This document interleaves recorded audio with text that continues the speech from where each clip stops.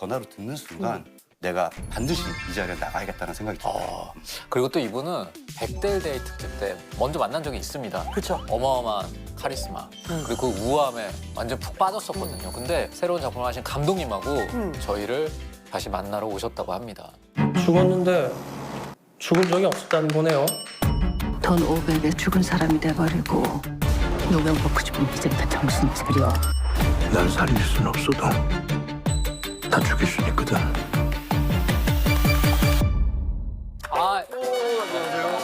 네, 들어가시죠. 안녕하세요. 네. 와.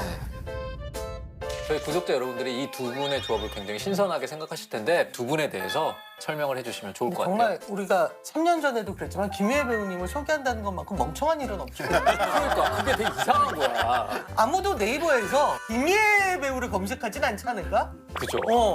우리나라 드라마가 가장 사랑을 받던 시기에 그 드라마를 등에 짊어지고 걸어가던 20대 배우는 그 후로도 오랫동안 수많은 영화, 드라마를 통해서 우리에게서 여전히 사랑을 받고 있고 지금 그 기분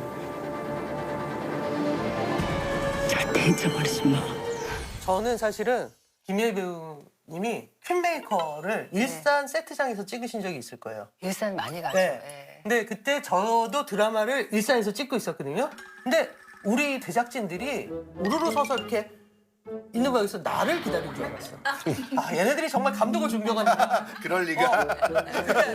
희애 배우님 나오시기를 기다려. 얼굴 아, 보고. 뭐 한번 보고 아이고, 싶어서. 감사하네요. 네. 아 그리고 옆에 계시는 이 하준원 감독님은 특이한 이력이 있으신데 야, 하명도 이력은 아니지. 집안 얘기할 때 그건 이력이라고 안 하지. 흥미, 진진한 얘기가 있습니다. 그게 뭐냐면 하명준 배우 겸 감독님의 아들이자 바보들의 행진 그리고 화분을 연출하신 천재 감독이죠. 하길준 감독님의 조카시래요. 그러니까 그야말로 저희가 영화 집안 있잖아요. 대대로 이어서 오는. 그래서 어렸을 때부터 뭔가 그냥 자연스럽게 영화를 굉장히 많이 접하셨을 것 같다는 생각이 드는데 어떠셨어요?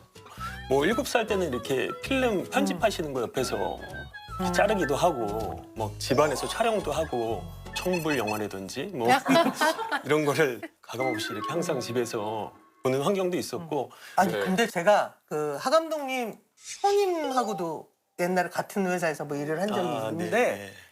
얼굴이 정말 느껴져요. 엄청난 그 어떤 유전자? 장악력을 가진 유전자. 네, 맞아요. 네. 저도 전혀 몰랐어요. 실은 감독님한테 이런 얘기 처음 드리는데요. 어디서 많이 뵌 듯하고 이 느낌 뭐지? 이래 느낌을 보니까 아버님. 그러니까요.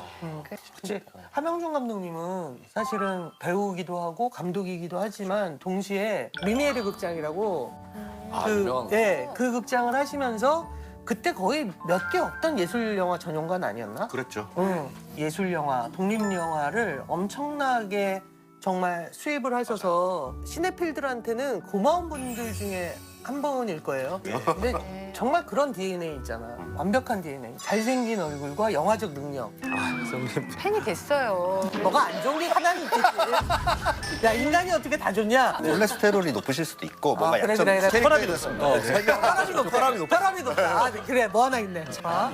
하준원 감독님은 한예종 영상원 출신이시고요. 졸업 작품인 원타임데이로 칠레 국제 단편 영화제에서 최우수 작품상을 수상하셨습니다. 그리고 이후에 모두가 다 아는 영화죠. 봉준호 감독과 함께 괴물의 시나리오를 공동으로 집필을 하셨어요. 이후 영화 992 어머니는 죽지 않는다의 프로듀서를 맡으시고 이번에 데드맨으로 감독 데뷔작을 내놓으시면서 충무로의 어떤 새로운 별로 떠오르시고 계시죠. 괴물 시나리오로 공동 집필하셨다라는 얘기가 귀에 딱 꽂히는데 그거는 어떻게 해서 같이 작업을 하게 되신 거예요? 아 봉준호 감독님은 살인의 추억 전에 강사로 강의를 하셨었는데 영화를 보고 너무 충격을 먹어서 감독님을 찾아갔죠. 아, 네. 먼저요? 네. 근데 이제 일주일 생각을 해보라고 그러시더라고요. 이게 다음 작품이 되게 길 것이고 굉장히 안 해본 것인데 이게 너희 인생의 3년을 투자해야 되는데 그것이 과연 옳은 일인가.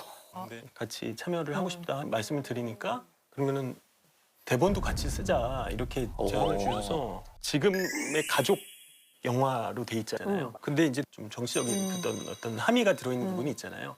그쪽 버전을 한번 깊게 써본 적이 있었어요. 그러니까 아, 지금 A 우리가 버전- 알고 있는 버전 말고. 네, 저는 이제 그 길로 열심히 갔지만은 최종적으로는 가족 영화로서 큰 그릇을 담는 게 좋을 것 같다는 판단을 하셨던 것 같아요. 이 작품의 시나리오를 봉 감독님한테 보여줬을 거 아니에요. 아 물론 네. 네. 뭐라고 하시던가요? 제가 모든 작품을 거의 초고를 항상 보여드려요. 근데 이번에는 뭐 들어갈 수 있겠다.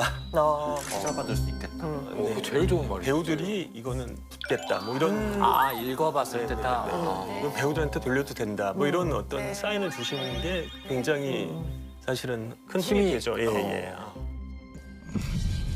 좁디 좁은 곳에서 의식을 찾았습니다. 뺨 위에는 지네 한 마리가 지나가고 손가락은 지문을 다 뜯어놨군요. 안에서 보기에 이 정도 크기의 공간이라면 아마도 네, 관 속이었습니다. 영화 데드맨의 시작입니다.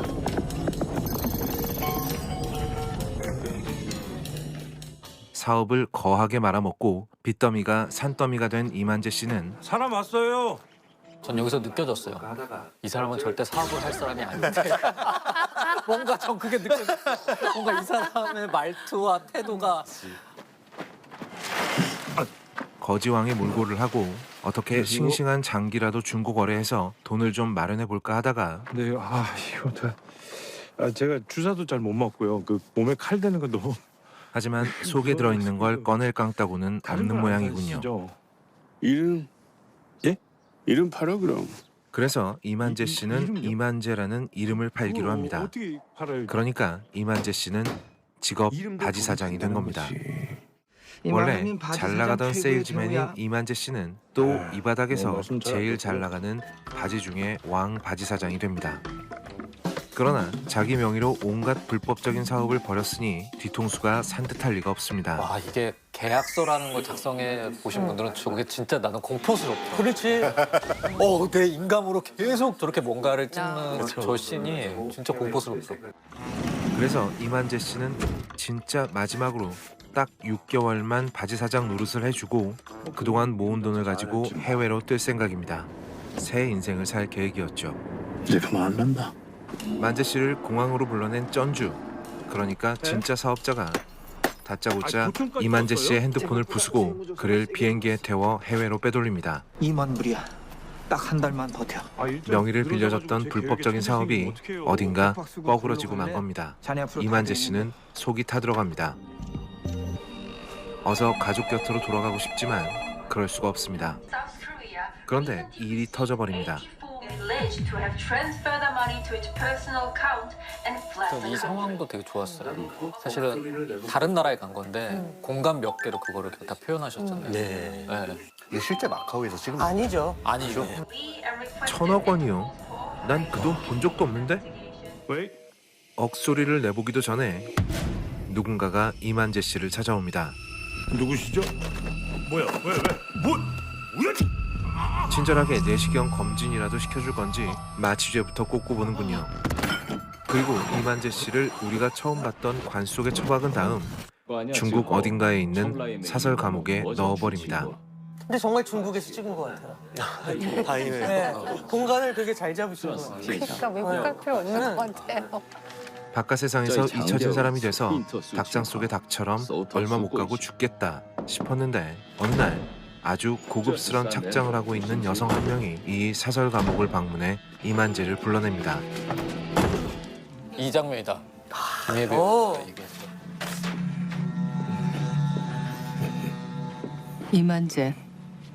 이만재 맞아? 혹시 칭찬해 주려고 부르는 건가요? 칭찬이 아니라 특급 싸다구군요. 누군 먹고 싶으면 이제부터 정신 차려. 뭔가 럭셔리하고 클래시한 분위기를 풍기는 이 여성은 갑자기 아무 조건 없이 이만재를 꺼내주겠다고 합니다.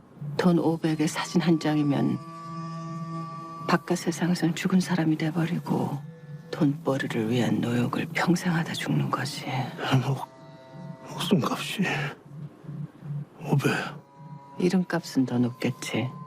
그뿐 아니라 아예 잃어버린 인생을 통째로 돌려주겠다는 겁니다. 당신 이렇게 만든 사람들이 더 궁금하지 않아? 전 재산을 잃고 가족도 잃고 하다하다 이름이랑 지문까지 잃어버린 남자한테 왜 이런 파격적인 친절을 베푸시는 거죠? 하던데.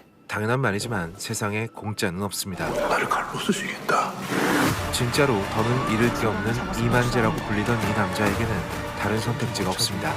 그렇다면 이 여자가 이만재라고 불렸던 남자에게 원하는 건 무엇인지, 왜 지옥 끝에 파묻힌 남자를 인형 뽑기 하듯이 들어올려서 빼냈는지. 날 살릴 순 없어도 다 죽일 순 있거든. 영화 데드맨에서 직접 확인하시기 바랍니다. 네. 저희 두 분이 보셨는데 어떻게 만족스러우세요? 네, 역시 잘 만드시네요. 네. 네. 배우들은 자기 나온 얼굴 그쵸. 보면 어. 좀 그런 게 있는데요.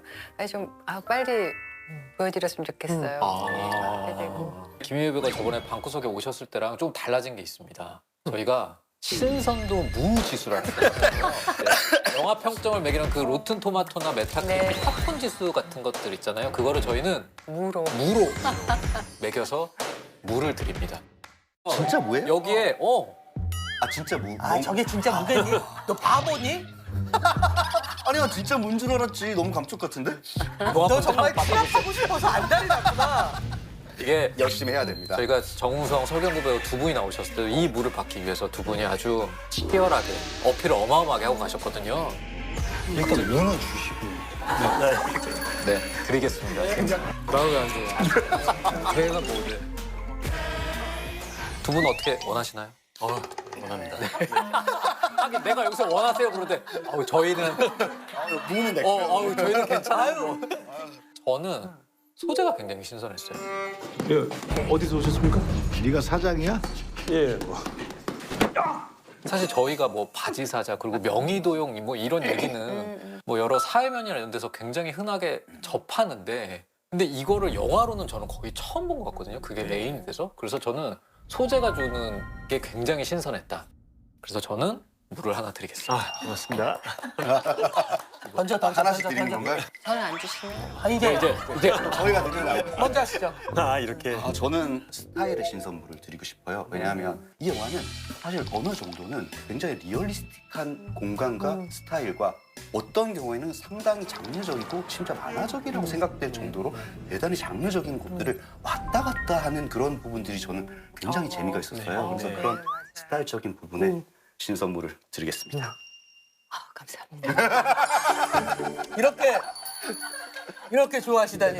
저는 선악구도가 없는 게 이 영화의 되게 재밌는 장점이라고 생각을 해요. 그러니까 뭐냐면 모두가 각자의 리스크를 가지고 있고 모두가 각자의 원죄를 갖고 있는 상태에서 그 전주 못 찾으면 그럼 나 진짜 죽어.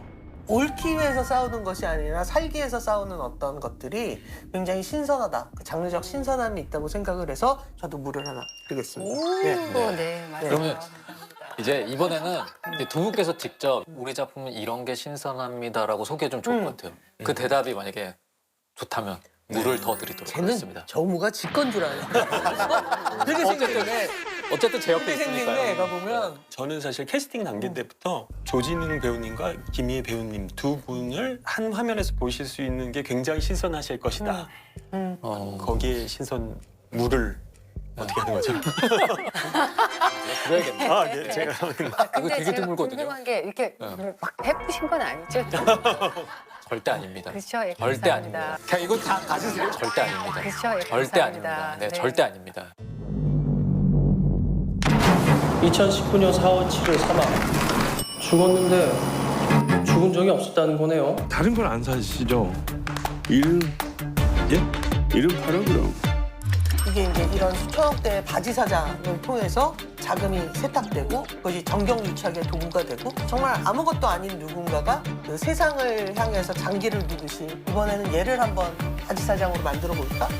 취재하기가 어려운 걸 넘어서서 공포스러울 때도 많았을 것 같아요. 취재를 하면서. 사실 바지 사장이라는 게 굉장히 음지에서 벌어지는 일들이고 굉장히 만나기도 힘들었는데 제가 저 처음 취재원을 이렇게 컨택했을 때 실제 조폭들이랑 연관이 돼 있는데 그거를 또 파헤쳐서 가는 과정이 되게 힘들었고 뭐 중소기업 사장들이나 이제 벤처기업 사장들에게 이 명의를 이제 거래를 해서 대출 같은 건 크게 받은 다음에 외국으로 보내서 이제 청부업자한테 한 500만 원 정도 주면은 죽여주고 공중에 돈이 뜨잖아요. 그거를 이제 갖는 범죄가 은밀하게 이루어지는 범죄들이라서 실제 이제 저희가 자주 보는 범죄 프로그램 같은 곳에서도 보기가 힘든 소재더라고요. 아, 취재를 우선 하기가 힘들겠구나. 네, 굉장히 힘들었어요. 그래서 저희 뭐 배경 쪽에 정치 쪽 얘기들도 많이 나와서 여의도에서 좀 살다시피 제가 지내면서 작업이 한 5년 정도 대본 작업만 오래 그 걸렸던 조사랑 대본 쓰시는 것까지 다 해서. 네네네. 이 범죄에 관심을 갖게 된 이유도 있을 것 같아요, 감독님이.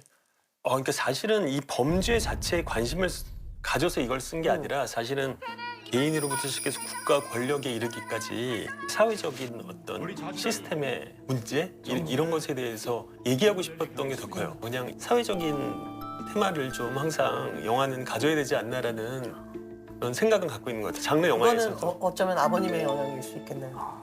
함영준 감독님의 작품들이 사실은 그렇잖아요. 네. 어쩐지 못 찾으면 내가 다 뒤집어 쓰는 거야. 누명 먹고 싶은 피디가 정신 차려. 복수해야죠. 이 영화가 사실 소재라 어떤 구성도 좋지만 이 개성 있고 뭔가 만화적인 캐릭터들.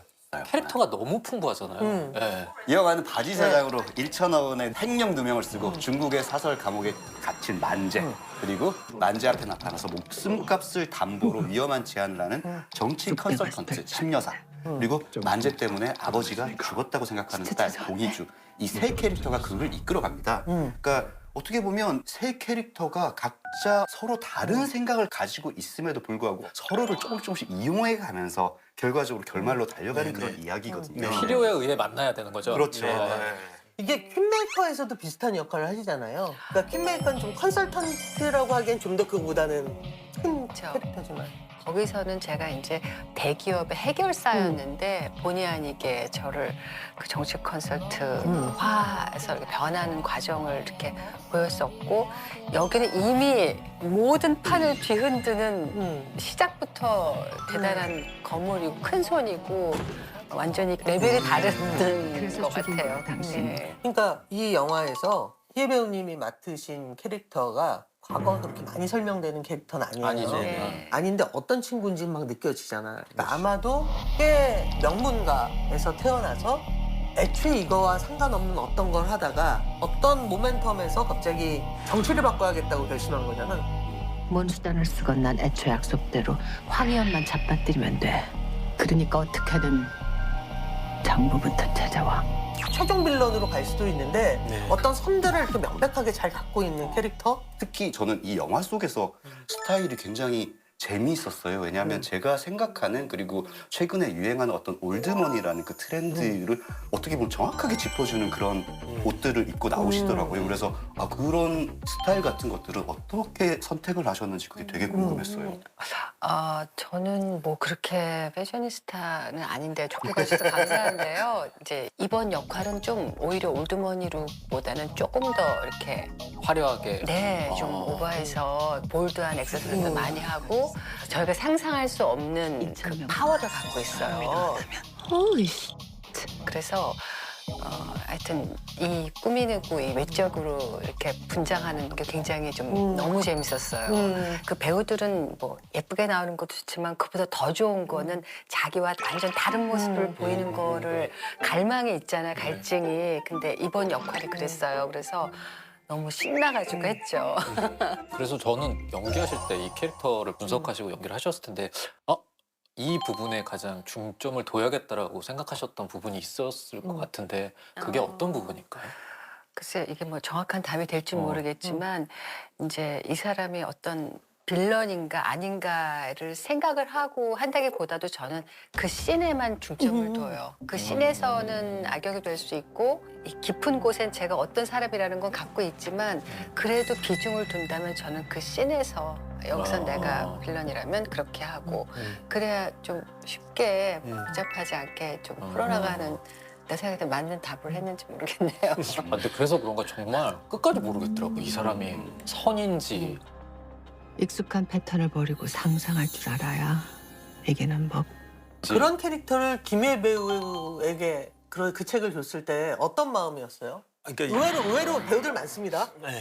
희애 배우님 또래 이게 역할을 하시는 배우들 되게 많아요. 네, 재밌는 일화를 말씀드리면은 선배님한테 말씀드린 적은 없는 것 같은데 사실 저는 해주실 거라고 생각도 못했고 근데 저희 제작자 대표님께서 선배님 말씀을 꺼내는 거예요. 그래서 제가 대표님한테 일주일만 시간을 달라. 그리고 대사를 다 고쳤어요. 딱 일주일 동안 그냥 선배님을 생각하면서 이 과연 해주실까 이런 마음이 너무 컸기 때문에 이건 내가 끝까지 한번 내가 최선을 다해보겠다. 그리고 이제 그렇게 해서 대본을 드렸는데 너무 빨리 답을 주셔가지고 최고의 캐스팅이 된 거죠. 불러주셔서 감사해요. 힘들습니다. 아니 이게 진짜 유니크한 역할이긴 해요. 사실 저 굉장히 유니크하지. 한국 영화에서 여성 캐릭터가 이런 역할을 맡는 거를 저는 본 적이 왜냐면 없는데. 대부분 남성들이 그렇죠. 이런 캐릭터를 남성 맡지. 캐릭터들이. 네. 너무 저의 그 세대 배우가 할 수 있는 작품 역할로는 너무 귀하죠. 그렇죠. 네. 그럼 나 진짜 죽어. 날 살릴 순 없어도 다 죽일 수 있거든. 감독님은 이제 조진웅 배우는 어떤 이유에서 이 사람을 꼭 캐스팅해야겠다고 생각하셨을까요? 조진웅 배우는 이제 굉장히 어떻게 보면은 약간 정의품 소나무 같은 그런 막 맞아요. 기계 같은 느낌도 있고 아기로 가득 찰 때. 아기로 가득 찰 때도 있고 어떻게 보면 되게 쓸쓸한 모습 같은 것도 있는 굉장히 스펙트럼이 다양하다고 생각을 해요. 근데 아무래도 이제 이 영화에서는 변신도 되게 많이 하고 되게 다양한 얼굴이 필요했고 그리고 또 이게 휴머니즘적인 면이 굉장히 필요한 영화인데 그런 연기에 있어서는 또 최고가 아닌가 그런 생각이 들었고요. 이 만재라는 캐릭터랑 너무나 잘 맞는 최고의 연기를 보여준 그런 느낌이었습니다. 그 사람은 등치도 큰 분이 이 세포 하나하나로 다 연기하는 것 같아요. 도구가 왜 우리가 하나 섬세한 걸로 또 이렇게 사고 또 큰 건 큰 거더라는데 도구가 크잖아요. 근데도 감사합니다. 섬세하게 하는 게 있어요. 그 사람은. 감사합니다. 굉장히 감독님이 도가 크신데 연출 되게 섬세하게 하시거든요. 나는 연출을 그런 쪼잔하게 하지. 그런 건가? 쪼잔하게 여튼 그 만재랑 계속 붙는 씬들이 있잖아요. 네. 가장 기억에 남는 씬 있어. 아, 나 오늘 진짜 우리 둘이 케미 좋았다라고 생각했던. 글쎄 뭐 아무래도 그 첫 씬을 뺄 수가 없는 것 같아요. 이만재 맞아?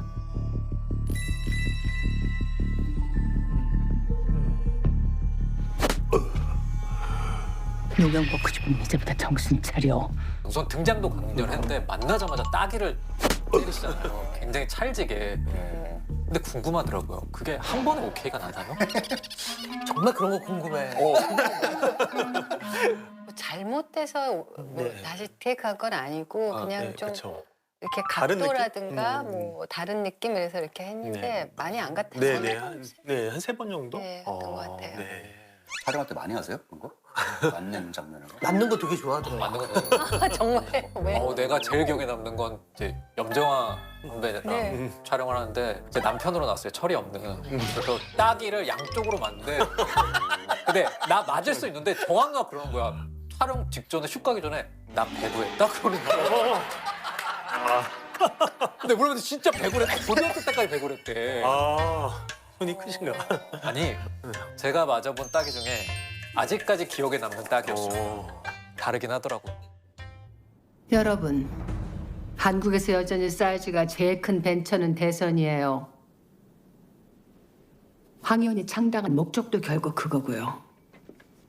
굉장히 그런데 그 롱테이크로 긴 호흡에 이제 하시는 그 씬이 있는데 한 디지털 3분 정도 건축시대다. 되는 씬인데 제가 선배님의 연극을 보고 싶다 뭐 이런 이상한 욕망이 좀 있어서 그래서 이제 사람들이 이제 우려를 많이 했던 거는 이거가 자칫 잘못하면 뭐 이렇게 늘어질 수도 있고 뭐 이럴 수 있잖아요. 긴 대사 씬이다 보니까. 근데 저는 선배님이 해주신다면 충분히 그렇게 보이지 않을 것이라는 확신을 갖고 있었기 때문에 그게 그 약간 나는 장도리 씨의 대사 버전 같았어. 약간 올드. 그러니까 굉장히 박진감 넘치더라고요. 다행이다. 근데 사실은 배우가 연기로 그 씬을 점령해줘야 될 때가 있거든. 네. 그러니까 어떤 순간 이거는 이 배우가 불법 해줘야지. 이 씬을 그냥 해먹길 바라는 거야. 그럴 때는 롱테이크가 아니면 해먹기가 힘들지. 바이든과 트럼프 때 대선을 보세요. 대중은 특정 후보를 반대하기 위해서 투표장에 더 많이 가요. 대표님이 차후에 권력을 잡으려는 이유보다 황 의원이 부적합한 이유를 설명해야 싹이 잘리는 겁니다. 그래서 하시면서는 어떠셨어요? 뭔가 좀 생각했던 것보다는 현장에서는 좀 벅차더라고요. 힘드시구나. 아 막상 이제 실제로 예. 연기를 이게 해보시니까. 왜냐면 이제 바로 막 이렇게 주고받는 게 아니라 응. 저 혼자서 막 원맨쇼처럼 막 걸어가서 뭔데 또 너무 이게 늘어지면 안 되잖아요. 맞아. 대사도 또 하이텐션이 아니잖아요. 예, 적당히 좀 이게 텐션도 있으면서 속도감도 있으면서 그러면서 또 임팩트도 있어야 되고 그래서 좀 그 씬이 부담도 되고. 근데 예. 정말 박진감이 넘쳤어요. 네. 아주 기억에 남는 게 네. 제가 촬영 직전에 좀 대사를 조금 더 컴팩트하게 좀 줄여보려고 그렇게 말씀드린 적도 있는데 선배님께서 딱 한 번 거절하셨어요. 그러니까 이 전체를 이미 모든 조사까지 다 몸에 갖고 계시기 때문에 그거 걱정하지 말아라 오히려. 아니 저는 이제 외우는 걸 사실 너무 못해요. 다른 배우들은 좀 금방금방 외우는 사람들 저는 그게 참 떨어져요. 그래서 굉장히 오래 외워서 이 장기 기억으로 넘어가야 제가 자신감을 갖고 연기하는 타입이거든요. 근데 이렇게 다 장기 기억으로 넘어갔는데 너무 안 됩니다.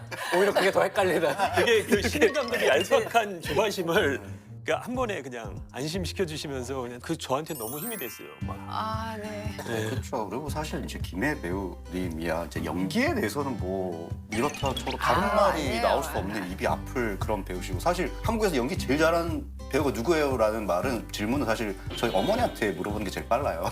그렇죠. 그리고 항상 이제 김희애라는 아유, 이름이 아니에요. 항상 나오고 또 저는 오히려 젊은 후배들한테 더 자극도 많이 받고 많이 배우고 많이 한다고 오래 한다고 연기는 잘하는 것 같진 않아요. 오히려 그게 방해가 되고 함정이 되고 그래서 저는 뭐 누구든지 할 수 있는 게 연기고 예 그리고 누구한테나 또 배우고 훔쳐올 수 있는 게 연기라고 생각해서 많이 봐요. 다른 사람들 연기를. 근데 선배님처럼 연기하는 거는 누구나 할 수 없죠. 진짜로. 그건 감사합니다. 누구나 할 수 없죠. 그래서 여하튼 저는 이 영화에서 그 배우들의 연기 보는 조진웅 배우, 김미애 배우 그리고 이수경 배우 아마 맞아요. 젊은 배우들 중에서 지금 가장 돋보이는 배우 중에 한 명이죠. 이 세 너무 매력 명의 있어요. 그 세 명의 어떤 시너지들이 되게 좋고요.